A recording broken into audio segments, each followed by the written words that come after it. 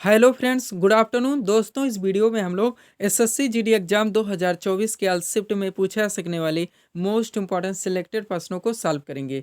दोस्तों, आपके एग्जाम्स में जितने भी टॉपिक से क्वेश्चंस पूछे जाने हैं, उन सभी टॉपिक्स को कलेक्ट करके ए टू जेड एक एक क्वेश्चन चुन चुन के डाला गया है। इसके अलावा दोस्तों, एसएससी के द्वारा कंडक्ट करवाए गए विभिन्न प्रीवियस ईयर एग्जाम्स के प्रश्नों को भी शामिल करने का प्रयास किया गया है। साथ में एक्स्ट्रा फैक्ट को पूरी तरह से कवर करने का प्रयास किया गया है। तो दोस्तों, आप लोग इन्हें कॉन्सेंट्रेट होकर सॉल्व करें। क्वेश्चंस कम सॉल्व होने पर पुनः प्रश्नों का रिवीजन करें, ताकि एसएससी जीडी एग्जाम 2024 में आप लोग अच्छे से अच्छा स्कोर कर सकें। तो चलिए दोस्तों, ज़्यादा समय न लेते हुए हम लोग इन सभी मोस्ट इंपॉर्टेंट प्रश्नों को सॉल्व करना शुरू करते हैं। दोस्तों, क्वेश्चन नंबर 1 है हमारा, भारत के पहले स्वदेशी परमाणु रिएक्टर का संचालन कहाँ शुरू हुआ। करंट का मोस्ट इंपॉर्टेंट क्वेश्चन है दोस्तों, बिल्कुल आपके ट्रेंड में है। क्वेश्चन है हमारा, भारत के पहले स्वदेशी परमाणु रिएक्टर का संचालन कहाँ शुरू हुआ। करेक्ट आंसर होगा गुजरात में। अब चलिए दोस्तों, करंट से हमारा क्वेश्चन आया हुआ है, तो इस टॉपिक से जितने क्वेश्चंस बनेंगे अधिकांश प्रश्नों को हम लोग यहीं पे कवर करेंगे। यही हमारे प्रिपरेशन की स्ट्रेटजी होगी दोस्तों, कि जिस भी टॉपिक्स को हम लोग उठाएंगे उनके एक्स्ट्रा फैक्ट को वहीं पे पूरी तरह से कवर करेंगे। ध्यान देंगे, सारे क्वेश्चन सिलेक्टेड रखे गए हैं। पहला क्वेश्चन है हमारा, global Indian icon of the year पुरस्कार से किसे सम्मानित किया गया। करेक्ट आंसर होगा मैरी कॉम को। ध्यान देंगे दोस्तों। नेक्स्ट क्वेश्चन है, संयुक्त राष्ट्र खाद्य एवं कृषि संगठन के दूसरी बार महानिदेशक कौन बने हैं। करेक्ट आंसर होगा क्यू डोंगियो। ध्यान देंगे, आप लोग रिवीजन जरूर करेंगे। अगला क्वेश्चन है, वैश्विक शांति सूचकांक 2023 में किस देश ने शीर्ष स्थान हासिल किया। करेक्ट आंसर होगा आइसलैंड ने। किसने? आइसलैंड ने। नेक्स्ट क्वेश्चन है हमारा, कौन सा देश संघाई सहयोग संगठन का नया स्थायी सदस्य बना है। तो ईरान है। कौन सा है? ईरान है। अगला क्वेश्चन है हमारा, अंतर्राष्ट्रीय प्रवासी दिवस कब मनाया जाता है। करेक्ट आंसर होगा 18 दिसंबर को। करेंट रिलेटेड क्वेश्चन है ये, महत्वपूर्ण दिवस से। अगला क्वेश्चन है, अंतर्राष्ट्रीय ओलंपिक दिवस कब मनाता है। ये 23 जून को मनाया जाता है। अगला क्वेश्चन, भारत इन पेरिस अभियान की शुरुआत कहाँ की गई। तो नई दिल्ली में। कहाँ पे की गई? नई दिल्ली में। अगला क्वेश्चन है, संसद की सुरक्षा में चूक मामले में किसके नेतृत्व में जांच कमेटी बनाई गई। तो अनीश दयाल सिंह के नेतृत्व में। किनके? अनीश दयाल सिंह के नेतृत्व में। आगे चलेंगे हम लोग नेक्स्ट क्वेश्चन की ओर। अगला क्वेश्चन है दोस्तों, भारत का सबसे बड़ा निजी तेल रेल कोच फैक्ट्री का उद्घाटन कहाँ किया गया। तो तेलंगाना में किया गया। कहाँ पे? तेलंगाना में। अगला क्वेश्चन है, आसियान भारत बाजार महोत्सव का उद्घाटन कहाँ हुआ। तो ये भी नई दिल्ली में किया गया। रिवीजन जरूर करेंगे दोस्तों। ध्यान रखिए आप लोग दोस्तों, प्रिपरेशन आप लोग कहीं से भी करें, ऑनलाइन करें या ऑफलाइन करें, आप अपने पाठ्यक्रम को पूरी तरह से फोकस रखें। हो सके तो नोट डाउन करके उनको रखें। आप लोग जानते हैं दोस्तों कि एसएससी के एग्जाम्स अधिकांश शिफ्टों में करवाए जाते हैं। रिजल्ट आने से पहले इनका एक नार्मलाइजेशन किया जाता है। नार्मलाइजेशन में क्वेश्चंस को समतुल्य बनाने के लिए कुछ मोस्ट इंपॉर्टेंट टॉपिक्स चुन लिए जाते हैं। 15 से 20 या मैक्सिमम आप 20 से 25 मान सकते हैं। और उन्हीं टॉपिक्स के इर्द गिर्द आपके हर शिफ्ट में क्वेश्चंस पूछे जाते हैं। तो सभी टॉपिक्स का आप लोग पूरी तरह से फोकस रखें। और जब भी आप लोग प्रिपरेशन करें, आप देखें कि वो सारे टॉपिक्स जहाँ से क्वेश्चंस पूछे जाने हैं हमारे कवर हो रहे हैं, नहीं हो रहे हैं। अगर नहीं हो रहे हैं तो फिर समझिए हम दिशाहीन चल रहे हैं, और दिशाहीन तैयारी का कोई अर्थ नहीं निकलता है। तो पाठ्यक्रम को पूरी तरह से फोकस रखें, जुड़ने का प्रयास करें। तैयारी ऐसी ना करें कि आप लोग किसी भी वीडियोस के किसी भी चैनल को ओपन करें और 1 मिनट देखें, 2 मिनट देखें, इसके बाद दें। इससे कुछ भी होने वाला नहीं। जब तक आप लोग पूरी तरह से अपने पाठ्यक्रम को फोकस नहीं करेंगे, उनके एक्स्ट्रा फैक्ट को पूरी तरह से कवर नहीं करेंगे, आप लोगों की दोस्तों प्रिपरेशन अच्छी नहीं हो पाएगी। ये बात आप लोग ध्यान रखें। और इसी को ध्यान में रख के दोस्तों, आपके पूरे पाठ्यक्रम को यहाँ पे फॉलो किया जा रहा है। और इसका दोस्तों हमारे द्वारा कम से कम समय में एक पीडीएफ तैयार किया गया है, जो कि टोटल 25 पीडीएफ है आपका पूरा पाठ्यक्रम। चलिए अभी आगे उसके बारे में हम लोग बात कर लेते हैं पूरी तरह से। क्वेश्चन देख लेते हैं। सबसे पहले, गृह मंत्री अमित शाह के द्वारा बलिदान स्तंभ का उद्घाटन कहाँ किया गया। तो श्रीनगर में किया गया है। नेक्स्ट क्वेश्चन है, किस राज्य में भारत की पहली हाइड्रोजन संचालित ट्रेन चलाई गई। करेक्ट आंसर होगा हरियाणा में। कहाँ पे? हरियाणा में। क्वेश्चन ये से जब भी पढ़ें आप लोग उनको रिवीजन जरूर करें, ताकि क्वेश्चन कंठस्थ रहें। ये से क्वेश्चंस घुमा घुमा के भी पूछे जाते हैं, तो आप लोग ध्यान रखेंगे। अगला क्वेश्चन है, ब्रिक्स शिखर सम्मेलन 2024 की मेजबानी कौन सा देश करेगा। तो रूस करेगा। 23 का किसने किया है? जोहान्सबर्ग दक्षिण अफ्रीका में अगस्त में हुआ है। ध्यान रखेंगे, पीडीएफ में भी पूरी तरह से क्लियर कर दिया गया और वीडियोस में भी रिवीजन करवा दिया गया है। अगला क्वेश्चन है, हाल ही में किसे गवर्नर ऑफ द ईयर 2023 पुरस्कार से सम्मानित किया गया? तो शक्तिकांत दास को। नेक्स्ट है, हाल ही में किसने वन्य जीव संरक्षण पुरस्कार 2023 जीता है? तो आलिया मीर ने। किसने? आलिया मीर ने।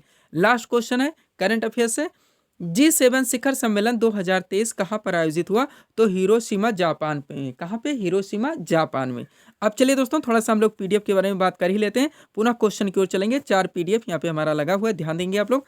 सबसे पहले एसएससी जीडी के बारे में ही बात कर लेते हैं, जिसका यहाँ पे हम लोग दोस्तों प्रिपरेशन कर रहे हैं। जानते हैं हम लोग कि 20 फरवरी से इसका एग्जाम स्टार्ट हो रहा है। इसमें आपके जो पाठ्यक्रम दोस्तों जीके जीएस, जिसमें आपका जनरल साइंस भी शामिल है, करंट अफेयर्स और सामान्य हिंदी, इनके पूरे पाठ्यक्रम को टोटल 25 पीडीएफ के जरिए पूरी तरह से कंप्लीट किया गया है। पेड फीस केवल 50 रुपीज़ रखी गई है। व्हाट्सअप नंबर आप लोगों के सामने है, जहां पर आप लोग मैसेज करके पीडीएफ ले सकते हैं, कमेंट के माध्यम से भी जानकारी कर सकते हैं और डायरेक्टली इस पर कॉल करके आप लोग बात भी कर सकते हैं। अगला पीडीएफ दोस्तों, बिहार एसएससी 10+2 2023, आप लोग जानते हैं फरवरी में इसका भी एग्जाम कंडक्ट करवाया जाएगा।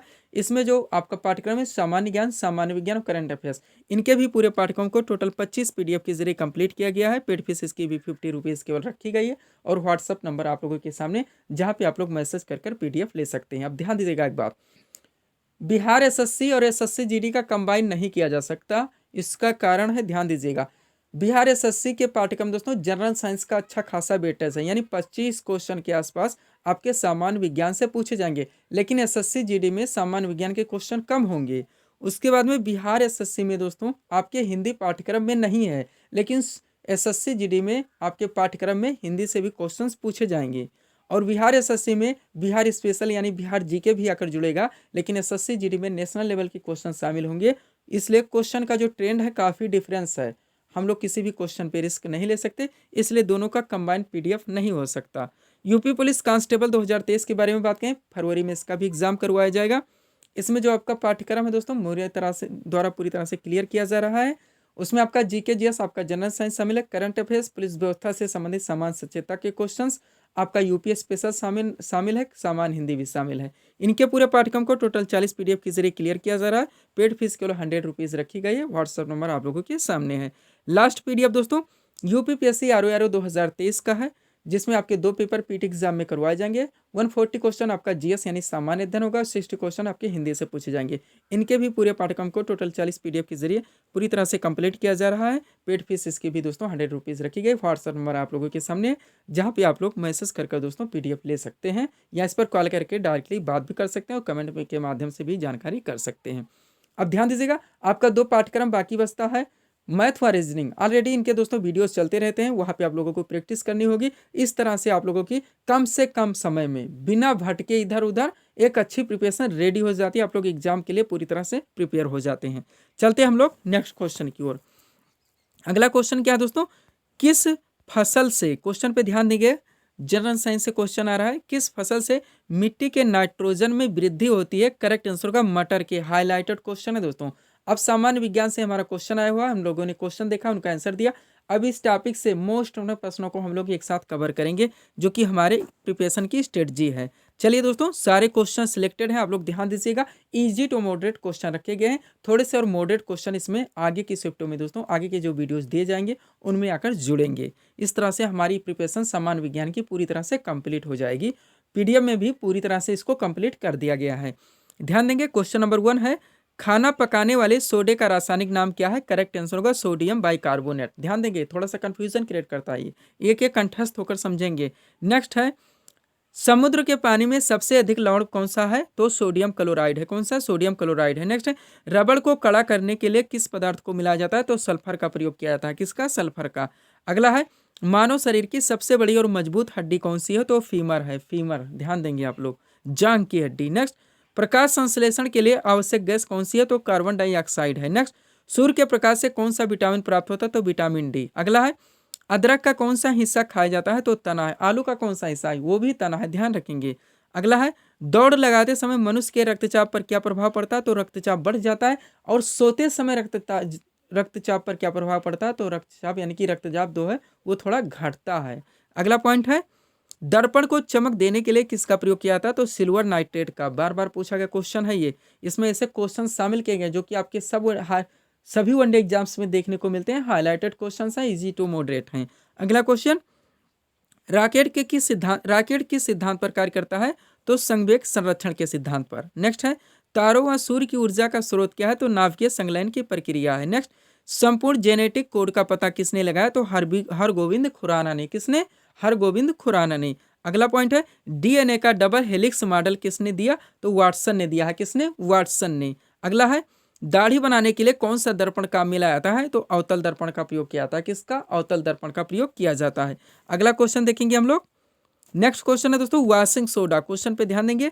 वॉशिंग सोडा का रासायनिक नाम क्या है? तो सोडियम कार्बोनेट होता है। और साधारण नमक का रासायनिक नाम क्या है? तो सोडियम क्लोराइड होता है। क्या होता है? Sodium chloride. ये था दोस्तों जनरल साइंस के मोटे मोटे क्वेश्चन जो कि हर वन एग्जाम्स में पूछे जाते हैं। चलते हम लोग नेक्स्ट क्वेश्चन की ओर। अगला क्वेश्चन कहाँ से आ रहा है दोस्तों? ज्योग्राफी से आ रहा है, दर्रों से क्वेश्चन है। सबसे पहले हम लोग क्वेश्चन देखेंगे, उनका आंसर देंगे, पुनः इस टॉपिक से जितने मोस्ट इंपोर्टेंट क्वेश्चन बनते हैं एक साथ कवर करेंगे। क्वेश्चन क्या है? नाथुला दर्रा भारत के किस राज्य में स्थित है? करेक्ट आंसर होगा सिक्किम में। कहाँ पे? सिक्किम में स्थित है। अब चलिए एक साथ कवर करते हैं। एक तरफ दिया गया है भारत के प्रमुख दर्रे और दूसरी तरफ राज्य या केंद्र शासित प्रदेश की कौन सा दर्रा किस राज्य या केंद्र शासित प्रदेश में स्थित है। पहला कौन सा है? रोहतांग दर्रा, मोस्ट इंपॉर्टेंट, जो कि हिमाचल प्रदेश में, और सिपकिला दर्रा भी हिमाचल प्रदेश में।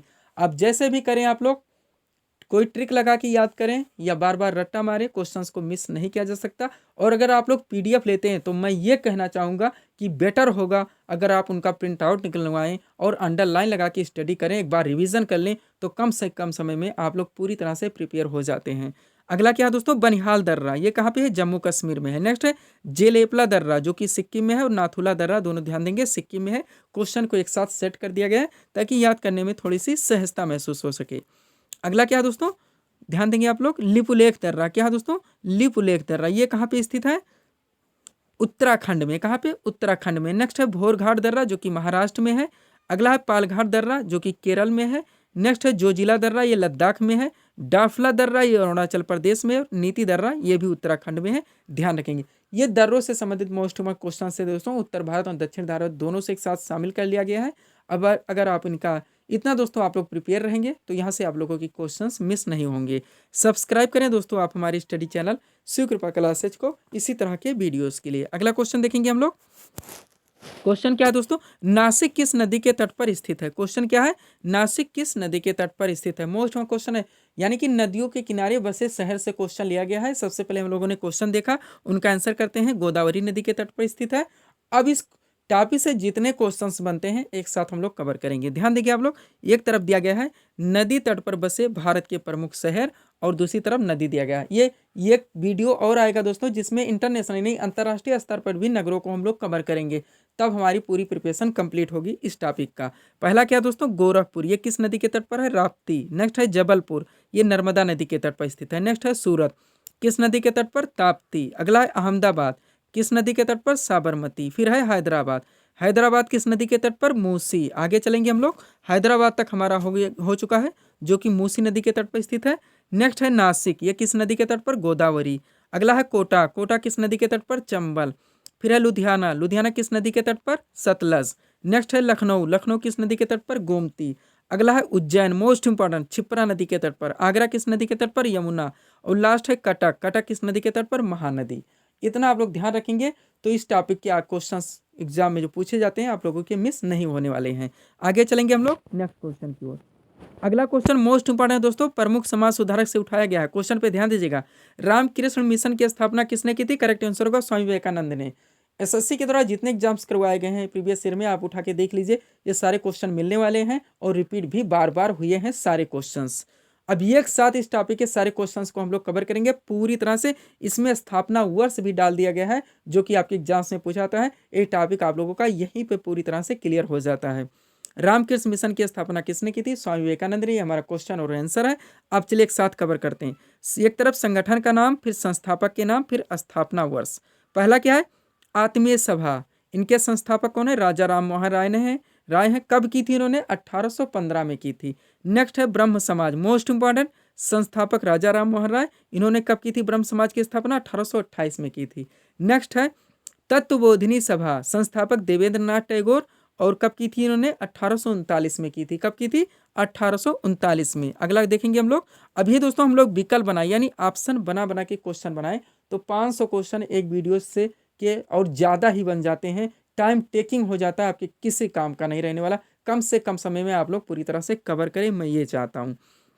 अगला क्या है, प्रार्थना समाज, संस्थापक कौन है, डॉक्टर आत्माराम पांडुरंग। कब की थी इन्होंने, 1867 में की थी। नेक्स्ट है आर्य समाज, संस्थापक कौन है, स्वामी दयानंद सरस्वती। इन्होंने कब की थी, 1875 में। नेक्स्ट है रामकृष्ण मिशन, संस्थापक स्वामी विवेकानंद। कब की थी इन्होंने, 1897 में। नेक्स्ट है सत्य शोधक समाज, मोस्ट इंपॉर्टेंट, ज्योतिबा फुले इनके संस्थापक। कब की थी इन्होंने, 1873 में। नेक्स्ट है फॉरवर्ड ब्लॉक, संस्थापक सुभाष चंद्र बोस। इन्होंने कब की थी, 1939 में। अगला स्वराज्य पार्टी, संस्थापक मोतीलाल नेहरू। कब की थी इन्होंने, 1923 में की थी। कब, 1923 में। आगे चलेंगे हम लोग नेक्स्ट क्वेश्चन की ओर। अगला पॉइंट क्या है दोस्तों, home rule league, most important, संस्थापक एनी बेसेंट व तिलक।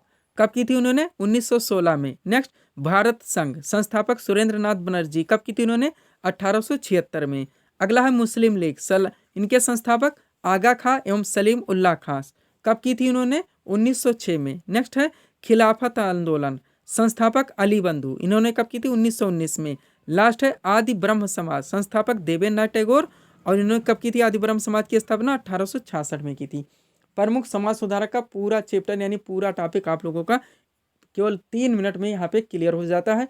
हम अपनी तरफ से आप लोगों को सब कुछ दे रहे हैं, पीडीएफ के जरिए आपको पूरी तरह से प्रिपेयर किया जा सकता है। दोस्तों जरूरत है आप लोगों को वहाँ पे जागरूकता बरतने की और एक अच्छी प्रिपरेशन करने की गंभीरता के साथ। आगे चलेंगे हम लोग नेक्स्ट क्वेश्चन की ओर। अगला क्वेश्चन ध्यान दीजिएगा, क्वेश्चन कहाँ से उठाया गया है, कलिंग पुरस्कार किस क्षेत्र में दिया था, करेक्ट आंसर होगा विज्ञान के क्षेत्र में। यानी कि यहाँ पे पुरस्कार या सम्मान से क्वेश्चन उठाए गए हैं और पूरा टॉपिक आप लोगों का क्लियर कर दिया गया है, राष्ट्रीय क्षेत्र में भी और अंतरराष्ट्रीय क्षेत्र में, दोनों क्षेत्र में। चलिए कवर करते हैं हम लोग इनको। क्वेश्चन था कलिंग पुरस्कार किस क्षेत्र में दिया था, करेक्ट आंसर होगा विज्ञान के क्षेत्र में। अब सबसे पहले अंतरराष्ट्रीय पुरस्कार व सम्मान की बात होगी, फिर राष्ट्रीय लेवल पे सारे पुरस्कारों को हम लोग यहीं पे कवर करेंगे। ध्यान देंगे, एक तरफ है अंतरराष्ट्रीय पुरस्कार या सम्मान, दूसरी तरफ क्षेत्र। कौन सा अंतरराष्ट्रीय पुरस्कार या सम्मान किस क्षेत्र में दिया जाता है। पहला क्या है, नोबेल पुरस्कार, ये किस क्षेत्र में दिया जाता है, तो ध्यान देखें नोबेल पुरस्कार नोट में लिख दिया गया है, टोटल 6 क्षेत्रों में दिया जाता है। ऐसा डायरेक्टली क्वेश्चन पूछा गया है। अब कौन कौन से क्षेत्र हैं, क्वेश्चन कई तरह से यहाँ बनते हैं, एलिमिनेशन करने के लिए भी एग्जाम में दे दिया था किस क्षेत्र में नोबेल पुरस्कार नहीं दिया था। तो पूरी तरह से प्रिपेयर रहने का प्रयास करें, इसीलिए मैं रिवीजन बोल रहा हूँ। तो किस किस क्षेत्र में नोबेल पुरस्कार दिया जाता है, साहित्य, चिकित्सा, भौतिकी, रसायन, अर्थशास्त्र एवं शांति के क्षेत्र में, ये 6 क्षेत्रों में टोटल नोबेल पुरस्कार दिया जाता है। फिर है पुलित्जर पुरस्कार, ये पत्रकारिता के क्षेत्र में दिया जाता है। ऑस्कर पुरस्कार फिल्म के क्षेत्र में दिया जाता है। कलिंग पुरस्कार जो हमारा क्वेश्चन था विज्ञान के क्षेत्र में दिया जाता है। आगे चलेंगे हम लोग नेक्स्ट पॉइंट की ओर। अगला क्या दोस्तों, बुकर पुरस्कार, मोस्ट इंपॉर्टेंट, किस क्षेत्र में दिया जाता है, साहित्य के क्षेत्र में। नेक्स्ट है ग्रैमी पुरस्कार, ये संगीत के क्षेत्र में दिया जाता है। और लास्ट है अंतर्राष्ट्रीय लेवल पे महात्मा गांधी शांति पुरस्कार, जो कि शांति के क्षेत्र में दिया जाता है। ये अंतर्राष्ट्रीय लेवल के क्वेश्चन थे जो कि अंतर्राष्ट्रीय पुरस्कार सम्मान से संबंधित थे। अब राष्ट्रीय लेवल पे देखेंगे हम लोग ताकि पूरा टॉपिक क्लियर हो जाए। तो राष्ट्रीय पुरस्कार एक तरफ दिया गया, दूसरी तरफ क्षेत्र दिए गए हैं। चलिए शुरू करते हैं। सबसे पहले दादा साहब फाल्के पुरस्कार, ये फिल्म के क्षेत्र में दिया जाता है। फिर है ज्ञानपीठ पुरस्कार जो कि साहित्य के क्षेत्र में दिया जाता है। सरस्वती सम्मान, ये भी साहित्य के क्षेत्र में दिया जाता है।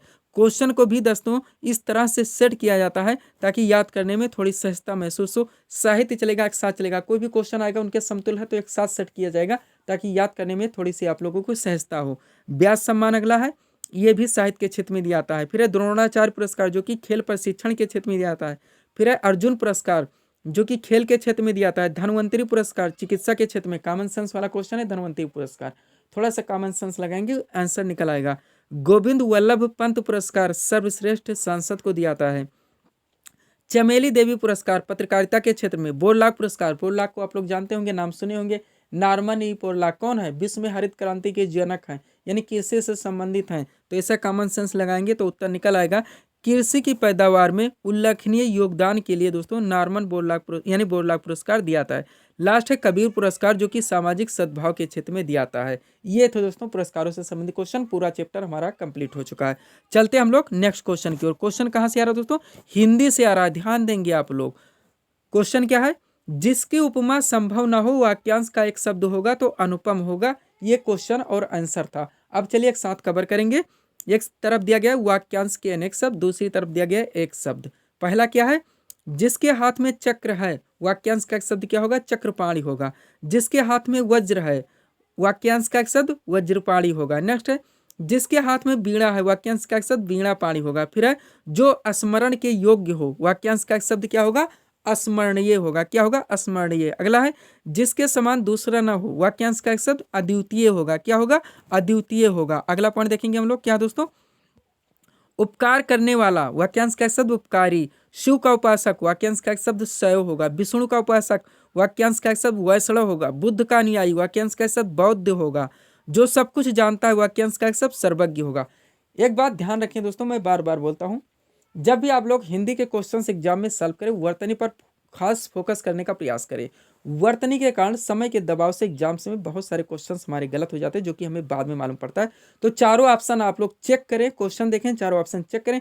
सबसे नजदीकी जो कंठस्थ आप लोगों का दोस्तों ऑप्शन लगे, उन पे आप लोग आंसर देने का प्रयास करें। अगला क्या है, जिसके हृदय में ममता नहीं, वाक्यांश का एक शब्द क्या होगा, निर्मम होगा। जिसे भय नहीं है, वाक्यांश का एक शब्द क्या होगा, निर्भय होगा। क्या होगा, निर्भय होगा। अगला पॉइंट देखेंगे हम लोग दोस्तों, क्या है, दो और रह गए हैं। साहित्य से संबंधित, वाक्यांश का एक शब्द साहित्यिक होगा। और इतिहास से संबंधित, वाक्यांश का एक शब्द क्या होगा, ऐतिहासिक होगा। ये थे वाक्यांश के एक शब्द से क्वेश्चन। चलते हम लोग नेक्स्ट क्वेश्चन की ओर। अगला क्वेश्चन कहां से आ रहा है दोस्तों, सरदार सरोवर बांध किस नदी पर स्थित है। करेक्ट आंसर होगा नर्मदा नदी पर। यानी इसमें ऐसे क्वेश्चंस डाले गए हैं, आप लोग अगर अच्छी प्रिपरेशन कर भी चुके हैं, मैं मान लूं, तो आप लोग इसको प्रैक्टिस सेट मान सकते हैं। क्वेश्चन का लेवल बता देते हैं, इजी टू मॉडरेट रखा गया। इजी क्वेश्चन इसमें ज़्यादा है, मॉडरेट थोड़े कम है, ये भी आप लोग ध्यान दीजिएगा। और जो प्रिपरेशन नहीं कर चुके हैं, कर रहे हैं बराबर दोस्तों, वो ये मान सकते हैं कि इसमें ऐसे क्वेश्चन डाले गए हैं जो आपके सभी वनडे एग्जाम्स में देखे जाते हैं, बार बार मिलते हैं। इसमें आपका दोस्तों पॉलिटी, इकॉनमी, हिस्ट्री, जियोग्राफी और विविध के सारे चैप्टर से हाईलाइटेड क्वेश्चन उठाए गए हैं, ध्यान देंगे आप लोग। अब चलिए एक साथ सॉल्व करना शुरू करते हैं। पहला क्या है, लोनार झील किस राज्य में स्थित है। करेक्ट आंसर होगा महाराष्ट्र में। अगला है भारत में मीठे पानी की सबसे बड़ी झील कौन सी है, तो बुलर झील है। नेक्स्ट, भारत में खारे पानी की सबसे बड़ी झील कौन सी है, तो सांभर झील है। नेक्स्ट है मध्य प्रदेश के नए मुख्यमंत्री कौन बने हैं, तो डॉक्टर मोहन यादव हैं। अगला है त्रिपुरा के नए राज्यपाल कौन बने हैं, तो इंद्रसेना रेड्डी नल्लू हैं। ध्यान देंगे आप लोग, करंट को भी यहाँ पे कवर किया जा रहा है। अगला क्या है, भूकंप की तीव्रता मापने वाला यंत्र कौन सा है, तो सिस्मोग्राफ है। नेक्स्ट है संतोष ट्रॉफी किस खेल से संबंधित है, तो फुटबॉल से है। अगला है देवधर ट्रॉफी किस खेल से संबंधित है, तो क्रिकेट से है। नेक्स्ट है नौटंकी किस राज्य का प्रसिद्ध लोक नृत्य है, तो उत्तर प्रदेश का है। कहाँ का, उत्तर प्रदेश का। अगला घूमर किस राज्य का प्रसिद्ध लोक नृत्य है, तो राजस्थान का है। मोस्ट इंपॉर्टेंट है। आगे चलेंगे हम लोग नेक्स्ट पॉइंट की ओर। अगला क्या है दोस्तों, सम्राट अशोक ने, क्वेश्चन है, सम्राट अशोक ने कलिंग पर कब आक्रमण किया था। मोस्ट इंपॉर्टेंट क्वेश्चन, हाईलाइटेड 261 ईसा पूर्व में। नेक्स्ट है सबसे प्राचीन पुराण कौन सा है, तो मत्स्य पुराण है। अगला है गीत गोविंद के रचनाकार कौन है, तो जयदेव हैं। नेक्स्ट, भारत के नियंत्रक एवं महालेखा परीक्षा की नियुक्ति कौन करता है, तो राष्ट्रपति के द्वारा की जाती है। नेक्स्ट है संसद के संयुक्त अधिवेशन को कौन बुलाता है, तो राष्ट्रपति। अगला है चेचक के टीके की खोज किसने की थी, तो एडवर्ड जेनर ने की थी। नेक्स्ट, किसान घाट किस महापुरुष का समाधि स्थल है, तो चौधरी चरण सिंह का। सेकेंड लास्ट क्वेश्चन इस सीरीज का, लावड़ी किस राज्य का लोक नृत्य है, तो ये महाराष्ट्र का है। और लास्ट क्वेश्चन, खारे पानी में पैदा होने वाले पौधों को क्या कहा जाता है, तो हाइलोफाइट्स कहा जाता है। किसे, हाइलोफाइट्स कहा जाता है। ध्यान रखेंगे आप लोग। तो ये थे दोस्तों इस सीरीज के टॉप एमसीक्यूज के प्रश्न, जिनको यहाँ पे हम लोगों ने सॉल्व किए हैं।